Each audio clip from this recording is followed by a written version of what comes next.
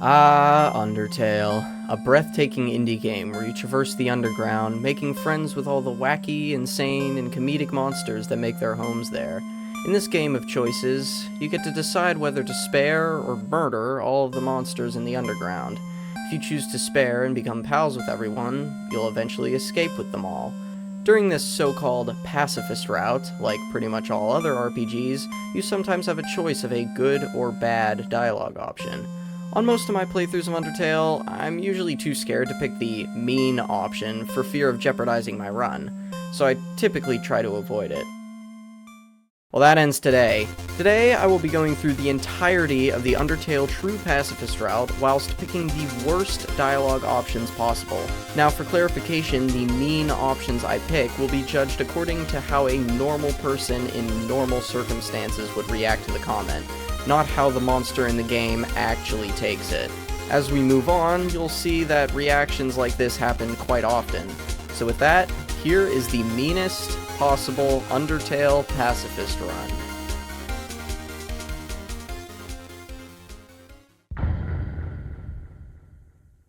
We start by naming ourselves Meanie. Seems appropriate. We mess around with Flowey a bit by dodging all of his friendliness pellets. We're not here to make friends. After which Toriel saves us and calls us an innocent youth. Poor innocent youth, yeah, sure. We'll see about that, Toriel. Alright, undo all our hard work there. Trigger several switches. So, I gotta click that one. Might as well click this one. Give her less, self-esteem. Make her think that she didn't do well enough in her hints.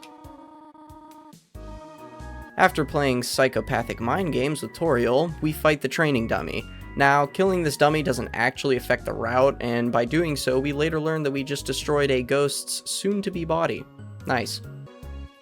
We do not want to hurt anybody. No, not physically, but emotionally, yes. Shortly after the dummy, we encounter our first real fight against a frogget.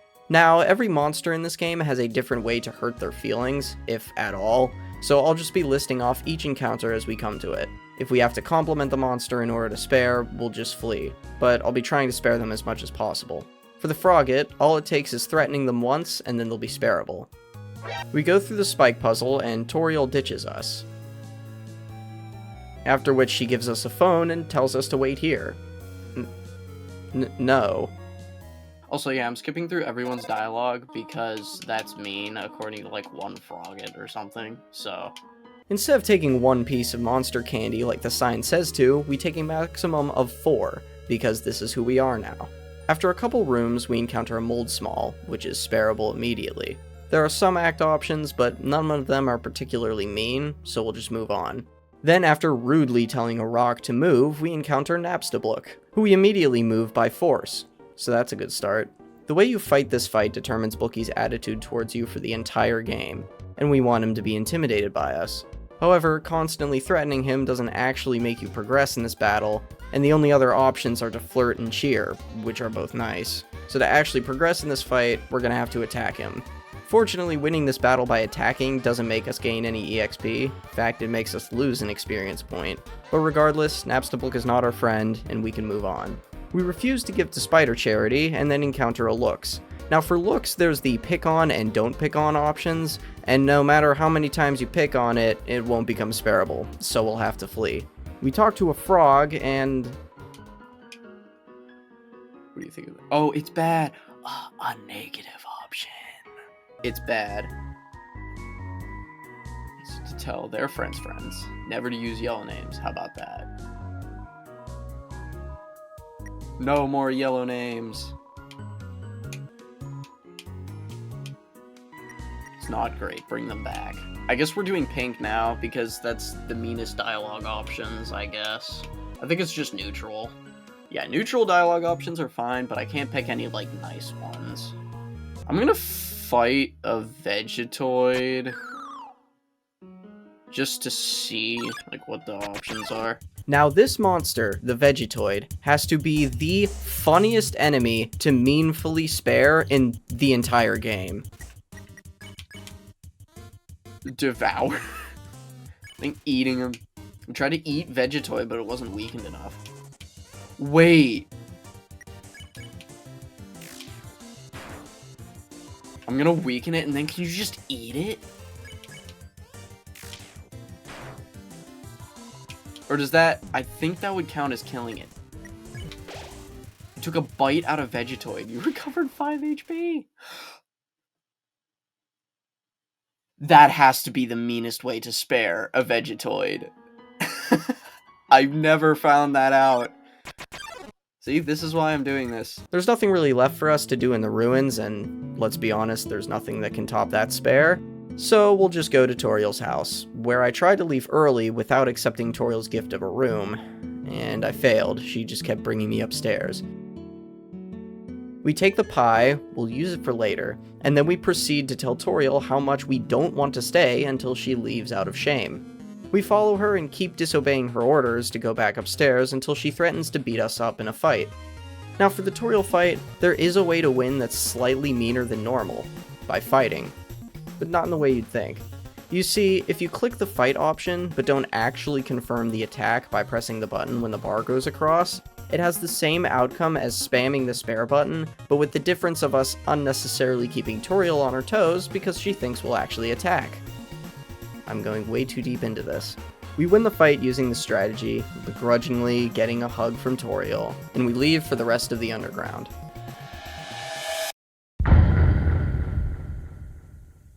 As we march into the frozen wasteland that is Snowdin, we meet everyone's favorite Tumblr sexy man, Sans. Now during this whole opening bit, there's actually no dialogue options for you to choose from. You kinda just sit back and watch until the Skeleton Brothers are done with their thing. We then fish for a phone number that says call me, and don't call, and then we encounter Snowdrake. Now you can try to heckle the bird after he makes a joke, but unfortunately that doesn't make him spareable, so we'll just flee. After which we immediately encounter Doggo. Now the absolute only way to spare Doggo is by petting him, dodging his attack, and then sparing. There's no other way to make him spareable, and this is a mandatory fight. So is that it then? Well, I did say that this is the meanest playthrough, so we'll continue regardless. You could also interpret this as just neutral, or maybe even mean, because Doggo's surprised and confused by you petting him. Anyways, after sparing Doggo, we find a snowman that asks if we'll take a piece of him very far away. We say yes and receive the piece. Yeah, we're gonna eat it the very next time we need health. After we blow through Papyrus's shock puzzle, we meet the Nice Cream guy. Do not talk to him like I did, or he'll perk up and ask if you want any nice cream. I had to restart from my last save.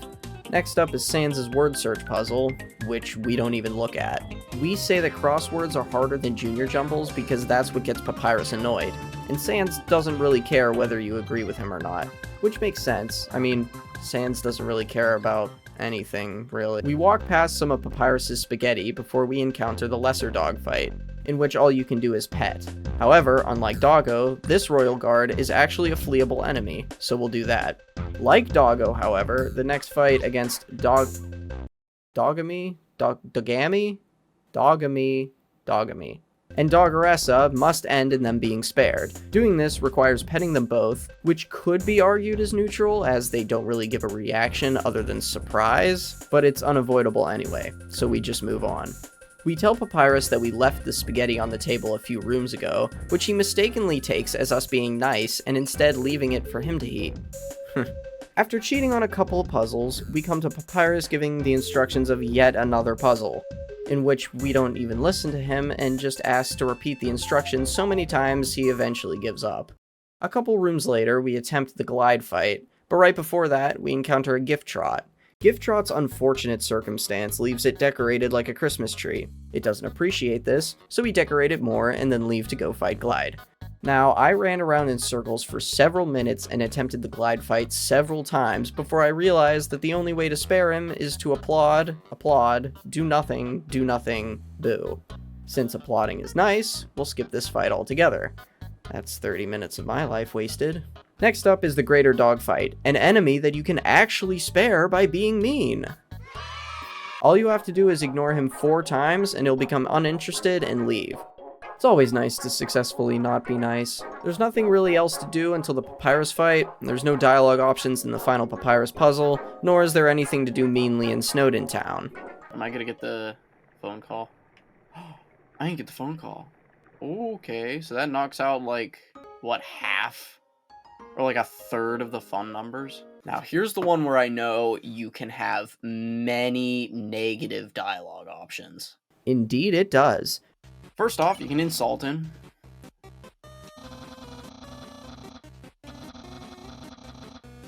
Alright then. Can I insult him again? Your barbs hide a hidden affection, you emotional cactus. Wait, can I just keep insulting him? I guess that's what I'm gonna do. Don't waste your words on me. You insult, but to no avail. It seems acting won't excellent. Okay. Well, what do I do here? I'm not gonna flirt with them. Continuing to insult does not progress the fight, so we'll have to pretend attack, like Toriel, to make him use his blue attack. After this, you can insult him every turn, not that it really does anything, until the end of the fight. We call Papyrus a loser, and he invites us over to his house, where we release a dog, steal some money, and hang out with Papyrus, aka insult him in every single possible way. Alright, so a cool thing that I figured out during one of my playthroughs is you don't have to press X. You can just leave it, and eventually... It does not matter what you say during this date. You can refuse to hang out, tell him you've never wanted to hang out with him, say you hate his outfit, refuse to open his gift, and refuse to eat his spaghetti, and still, he'll think you're being nice. You're completely... I literally insulted you every single time. Good thing Papyrus's worldview doesn't change the fact that we picked every single bad dialogue option. After a few more words with the pun-hating skeleton, we move on to Waterfall.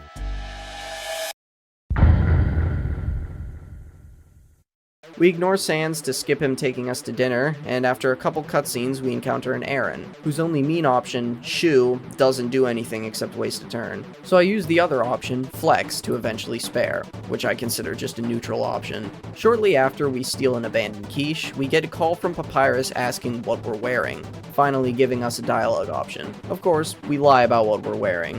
A Washawa encounter is next, and much like Aaron, the two mean options, Touch and Joke, don't progress the battle, so we flee. We also flee from Undyne after she throws spears at us, not for the last time, and we ignore the ice cream guy again, also not for the last time. No! My boy! Not Onion-san!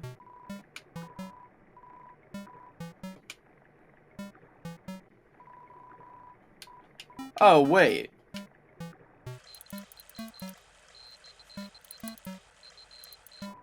Oh, okay. I thought you had dialogue options with Onion-san. No, oh. Maybe that's, oh, that's in Deltarune.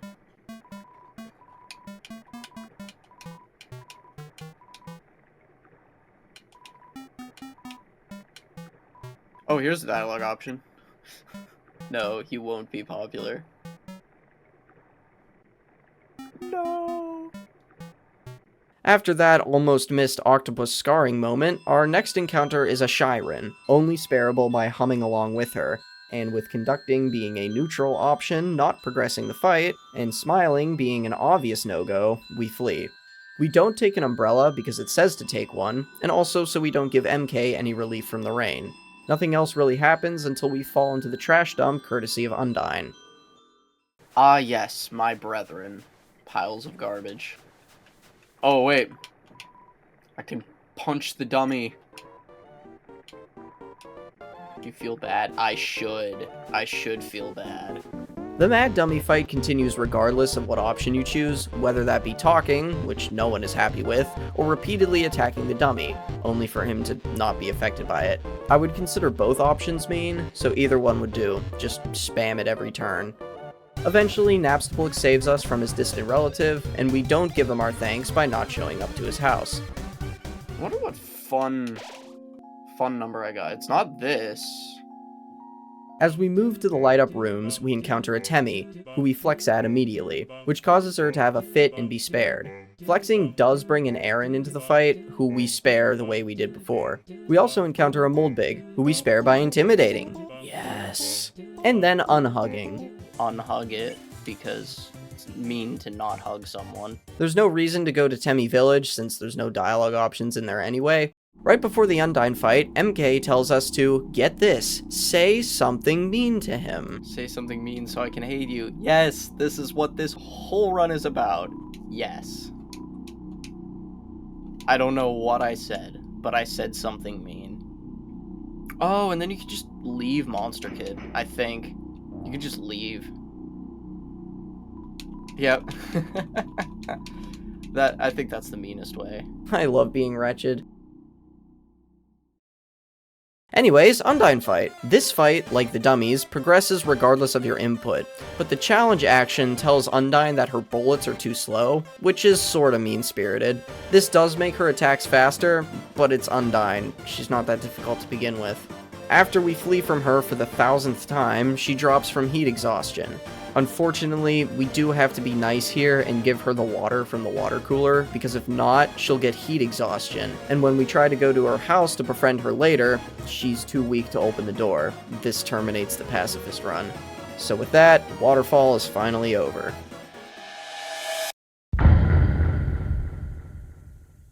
We start off strong in Hotland with the first Mettaton encounter, the game show. Firstly, we cry because it's against the rules, and then it's on to the questions. Surprise for answering correctly. There isn't really a mean option. How about you just keep crying? Okay, fuzzy pushover's mean. Snips and snails is pretty mean too. I think answering this correctly is mean. The rest of the answers I just answer correctly because I see that as neutral. We'll also call out Alphys's actual crush. No need to explain why. After the fight, we can steal her instant noodles and venture deeper into Hotland. We encounter a Vulcan and criticize the heck out of it, and not the constructive kind. The kind that you guys should be doing down in the comments if you don't like this video. This doesn't progress the battle, and the only other options are encourage and hug, so we'll flee this enemy.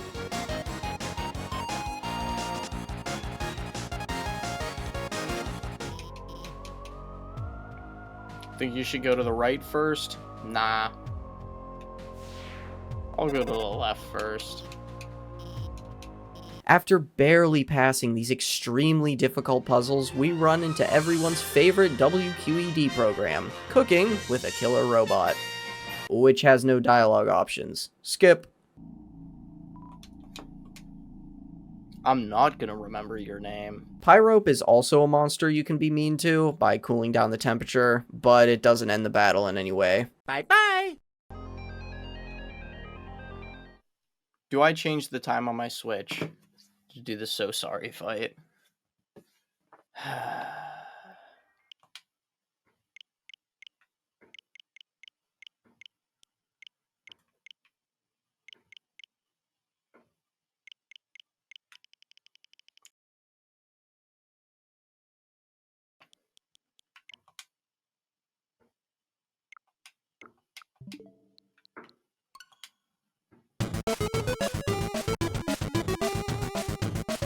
And before you ask, I also looked up the Mad Mew Mew fight. It doesn't have any dialogue options. And if you think that waste of time wasn't bad enough...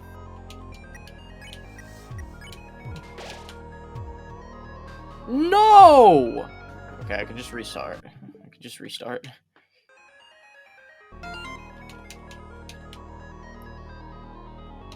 Ugh. Okay, here's what you're gonna do. Reject the friend request, pick up the apron, equip the apron. There you go. And then after the 10 minutes it takes me to do this puzzle, we encounter the Royal Guards, in which the only way to end the fight is to be nice. Fine, I'll clean your armor. Oh, this. I forgot about this. We choose the dog as the bomb we cover because I think that a dog exploding on live television is one of the most horrifying things one could be subjected to, which is pretty mean. But after defusing all the bombs, I come across something that makes all of the agony from before worth it.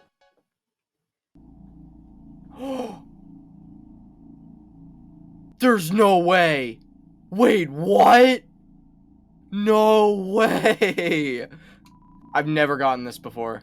This is crazy. He's gone.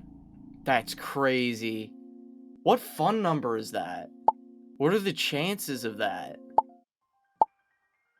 That's crazy. Anyway.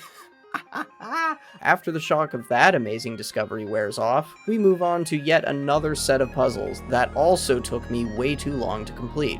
Halfway through, Alphys asks if we would want to watch some anime with her. You should know the drill by now. After those puzzles is the Muppet fight. Giving money is clearly off the table, and struggling just shows your weakness, so there's nothing else to really do except go through the whole fight without dying. Which I did. An embarrassing amount of times. This was like my 7th playthrough of Undertale. Once that was over, we go through the stage play, dungeon scene, and second Mettaton fight without any dialogue options. However, after the fight, we do have the option to thank Alphys for her help in this adventure. We don't. We pass the ice cream guy for the last time. We also don't remember Heat's Flamesman's name. Now, before we head into the hotel, we have to do one very important thing. Ignore Sans. Moving on, I almost skipped the whole hotel, as there are no dialogue options, but then I had a realization. I can't buy anything from the burger place. I'm gonna die to Mettaton so many times. Oh wait, if you think about it, Burger Pants doesn't want to be there, and doesn't want to interact with you. So, technically, making him do work is mean. Now we're ready to enter the core. We ignore Alphys' direction and go to the left instead of into the elevator. Here we encounter a magic? Why do you have to come up with such terrible spelling of names, Fox? Why? Here we encounter a magic, where all of the actions are neutral and will eventually spare the monster. We come to a fork in the road and Alphys tells us to go right, so we go up, where we encounter a Night. Talking to her doesn't affect the battle, and singing a sweet lullaby I would consider nice, so we'll just flee. And this is a mandatory battle for some reason. After running through the rest of the core, on the bridge right before Mettaton EX, we encounter an Astigmatism, who, like the looks, has a pick-on option, but it doesn't do anything this time. I know sometimes they can be spared by picking on them, but not this one apparently. Finally, we've made it to the last Mettaton fight. Starting off the battle, we have a few act options, but the one we're most interested in is Heel Turn, which makes you, quote, turn and scoff at the audience. Pretty mean if you ask me. But since we have to do this every turn, our ratings, how we eventually beat the fight, climb significantly slower, since they only jump when you get hit. Along with this, we have the essay question. What do I put on here? You are a dummy. That is truly beautiful. He loves it. And other than this, the rest of the fight is just a constant string of heel turns. Oh, and also this exploit. Oh.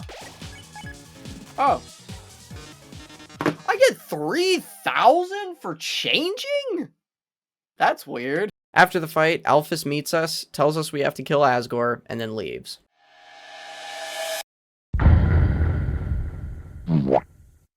No, not even Sans. Aww. We meet Asgore, go through his whole spiel, and then we tell him we're ready to fight. The Asgore fight goes as normally, except we specifically make sure to both tell him to stop fighting, which I consider neutral, but it helps with the fight, and to eat the pie when we need health. This gives Asgore PTSD. Purposefully giving someone an episode of PTSD is really messed up. Never do it.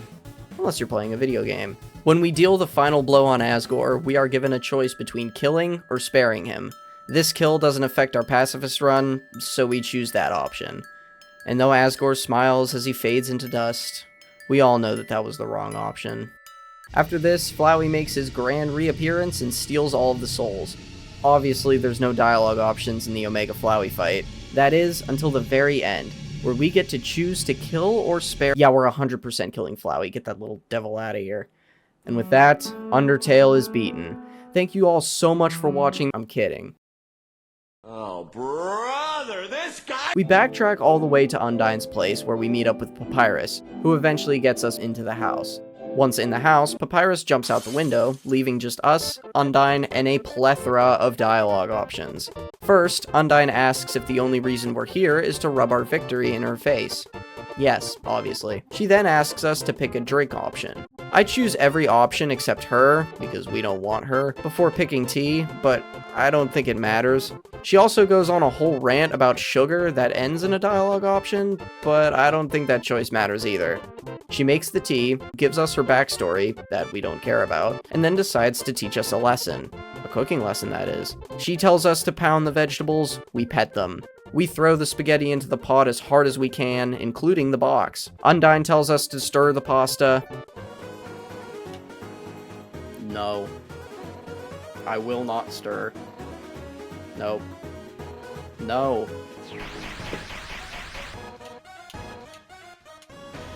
No. Wait, do I have to do this? I think I have to do this. I'm just gonna wait a little longer. Oh, wait! I didn't know you could wait.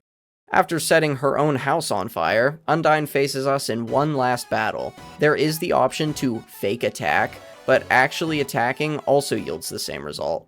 After this, we begrudgingly become friends with Undyne. She gives us a letter and sends us to Alphys's lab. Once there, we give the letter to Alphys, and she, thinking we addressed the letter, goes on a date with us. The date starts off pretty awkward until she asks if we like anime, where we make it more awkward by saying no.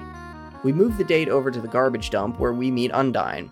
She asks if we've seen Alphys, and we lie and say no. Then Alphys returns and asks what we should do about her love life. I guess giving bad relationship advice is mean. She's still not convinced and asks how to tell Undyne the truth. We get a classic meaner option here. It doesn't change her dialogue, but it's still mean nonetheless. We pick Alphys to be Undyne because that doesn't make any sense and we'd like to confuse her more. During this roleplay, we'll try to pick the most immodest, out-of-pocket answers, including, quote, "You're one hot, hot baby, and Alphys gives you a kiss." Why is it Alphys gives you a kiss, comma? Did Fox forgot to put something in there? After the roleplay and a heartfelt conversation between Undyne and Alphys, Alphys goes to train with Papyrus. When she leaves, Undyne freaks out and asks us if anime is real. Alphys had just told her that it wasn't. We crush her hopes and dreams and tell her that anime is not in fact real. She thanks us for telling the truth. She probably doesn't mean it. And then Papyrus tells us to go to Alphys's lab house.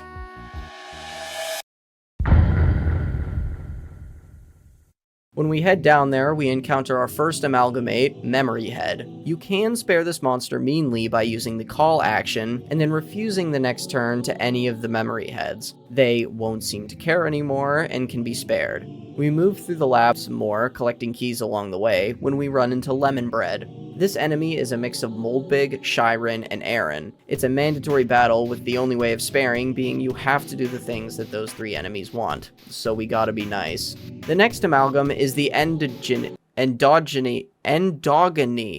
come on! Which functions the same as the greater dog, the only difference being you can't ignore it this time, meaning we can't meanly spare it this time. We'll have to do the normal steps. Beckon, pet, play, pet, and then pet again. Later in the lab, we come across another amalgam, Snowdrake's mother. Heckling won't progress the battle, you can't flee, you get the point already. Joke 3 times and then leave.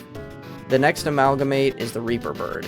Like Lemon Bread, this monster is comprised of 3 enemies: Astigmatism, Final Frogget, and Whimsalot. And sparing functions the same way, only this time Pick On is a required action, which is a nice bonus. The other actions required are Pray and Mystify. Once all are completed, we can spare the last amalgamate. Once we get all the keys, we can head through the door to turn the power on.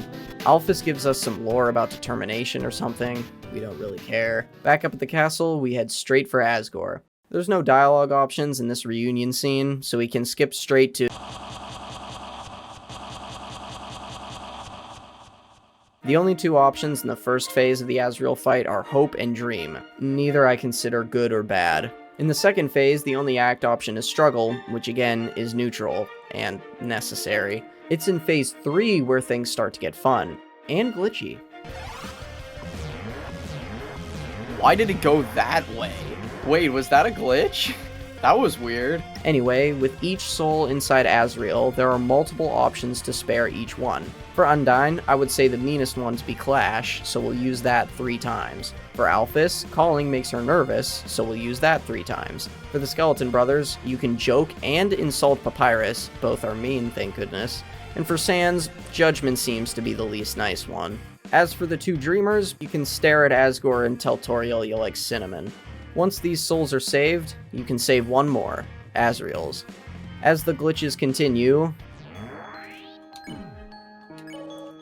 I got hit by going into the menu. We keep trying to save his soul, no matter how mean we are. And because that's the only way to progress the fight.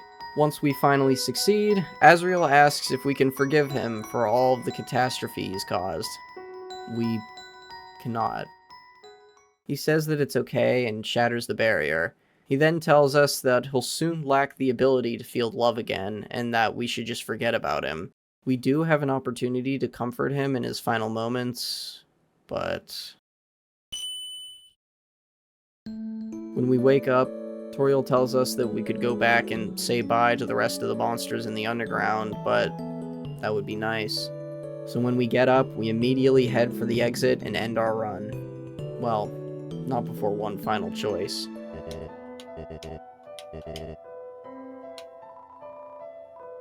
No, I will not be your ambassador. Make that 2 choices.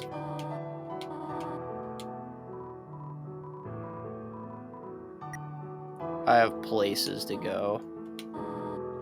I think that's it.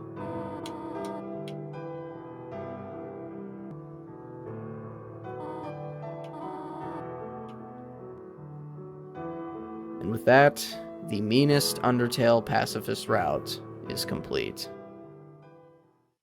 I gotta say, going into this, I thought it would just be this goofy video idea and it wouldn't really affect the run at all. And while it's true that the ending wasn't changed and there were some goofy moments, it still left a sad impression on me, especially towards the end when not comforting Asriel. It reminded me of the first time I played Genocide. Sure, the sense of dread and guilt wasn't nearly as powerful, but there was still a hint of it. I hoped you liked this video as much as I enjoyed making it. If I missed anything, a monster spare I didn't cover, or a dialogue option I might have missed, feel free to drop a comment, and I might make it into a quick short. And of course, if you like this video, please feel free to explore the rest of my channel. I'll see you there. Onion San, you will always be remembered.